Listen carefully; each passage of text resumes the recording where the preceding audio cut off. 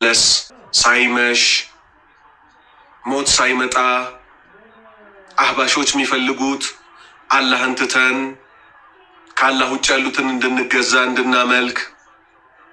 ባለፈው አሁን ቅርብ ቀን የአህባሾች ሸህ ነኝ ብሎ ጺሙ ሸብቶ ሂና ሁሉ ተቀብቶ ይጠየቃል።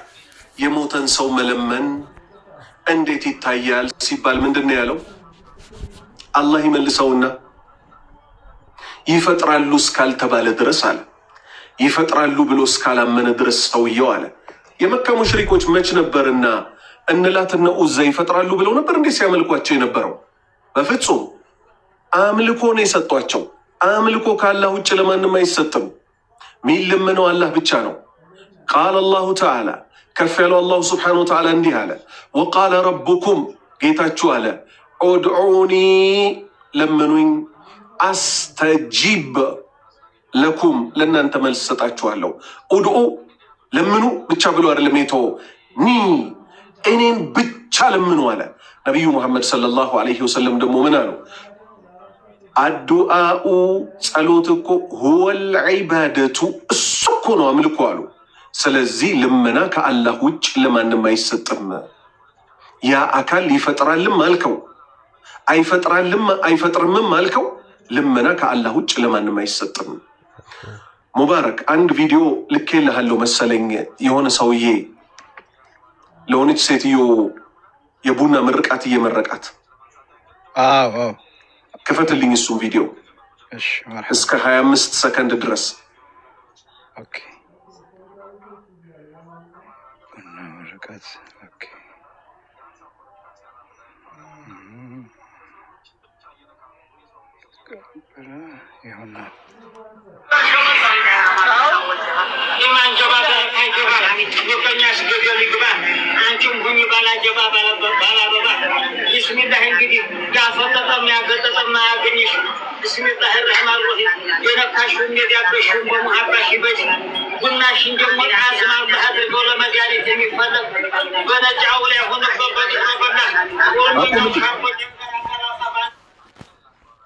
በነጭ አውሊያ ይሁንበት በጥቁር በላ ማለት የሰይጣን አስተምሮት ነው።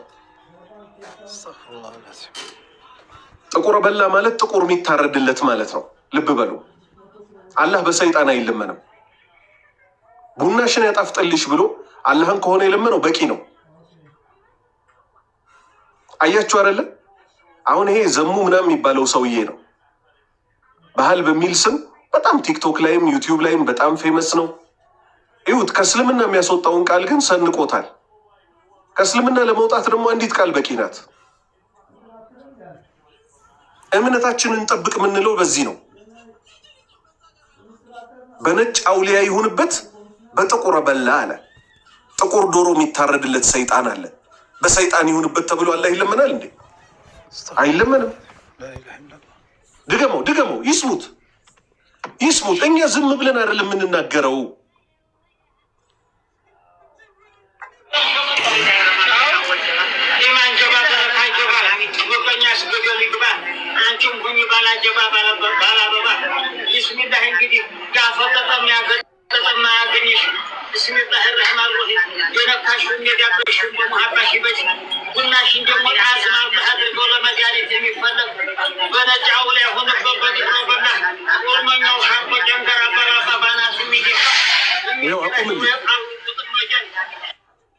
ጨንገር ማለት ሰይፉ ጨንገሬ ማለት ነው። አገራችን ላይ የሚመለኩ ጂኖች አሉ። ልብ በሉ።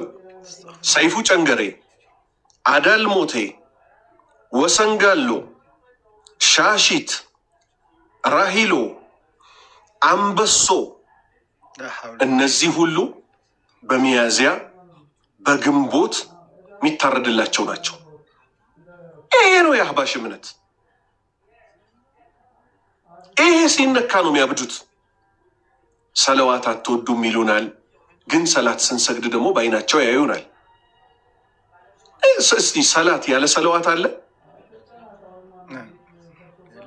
አተሕያቱ ሊላሂ ወሰለዋቱ ወጠይባቱ አሰላሙ ዓለይከ አዩሃ ነቢይ ወረሕመቱላሂ ወበረካቱ አሰላሙ ዓለይና ወዓላ ኢባድላሂ ሷሊሒን አሽሀዱ አን ላ ኢላሃ ኢለላህ وأشهد أن محمدا عبده ورسوله اللهم صل على محمد وعلى آل محمد كما صليت على إبراهيم وعلى آل إبراهيم إنك حميد مجيد وبارك على محمد وعلى آل محمد كما باركت على إبراهيم وعلى آل إبراهيم إنك حميد مجيد هكذا ስለዚህ አላህ ባሪያዎች ሆይ ተውሂድን እንወቀው እንማረው። አላሁ ስብሓነሁ ወተዓላ ወላ ተሙቱነ ኢላ ወአንቱም ሙስሊሙን ሙስሊሞች ሆናችሁ ቢሆን እንጂ እንዳትሞቱ ነው ያለን። ሞትንም እኮ ማንም ይሞታታል። ተውሂድን ሳይዙ መሞት ግን ውርደት ነው። አንድ አላህን በብቸኝነት ሳያመልኩ መሞት ውርደት ነው። እንዳንሸወድ ነሷራዎች ዒሳን ሲያመልኩ የእውነት ከከፋን እኛ ውስጥ በሚመለኩትም በጠቅላላ ሊከፋን ይገባል። ለምን እኛ እንድናመልክ ተሰብሰቡ የተባልነው ኢነ ሃዚህ ኡመቱኩም ኡመተን ዋሒዳ ወአነ ረቡኩም ፈዕቡዱን። ትርጉም ኢነ ሃዚህ ይህቺ ኡመቱኩም ህዝብ ኡመተን ዋሒዳ አንድ ህዝብ እኮ ናት። መቼ ወአነ ረቡኩም ፈዕቡዱን እኔ ጌታችሁ ነኝና እኔን በብቸኝነት በማምለክ አንድ ከሆናችሁ አንድ ናችሁ አለ። አንድ ካልሆናችሁስ አባትና ልጅም ይለያያል። ማንና ማን እንደተለያየው? ኑሕና ልጁ እንደተለያየው፣ ኢብራሂምና አጋሪው ልጃቸው እንደተለያየው፣ ኢብራሂምና አጋሪው አባታቸው እንደተለያየው። ስለዚህ አላህ ባሪያዎች ሆይ ተውሂድ ማለት የምንደራደርበት አርስት አይደለም። ማናችንም ጉድለት አለብን። ማናችንም ጉድለት አለብን። ሆን ብለን ግን ከአላህ ውጭ ላሉ አካላት እንስገድ ማለት ነውር ነው አይደለም? የአላህ ባሪያዎች ሆይ አንድ ወንድም ያው እኔ ቪዲዮ ባልገባም ብዙ ኮሜንቶቹን ባላይም አንዲት ኮሜንት ግን አይቼ ነበር።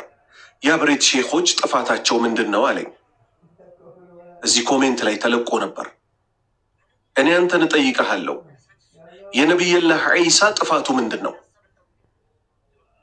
ዒሳ አይመለክ ስንል በደንብ ያዙልኝ።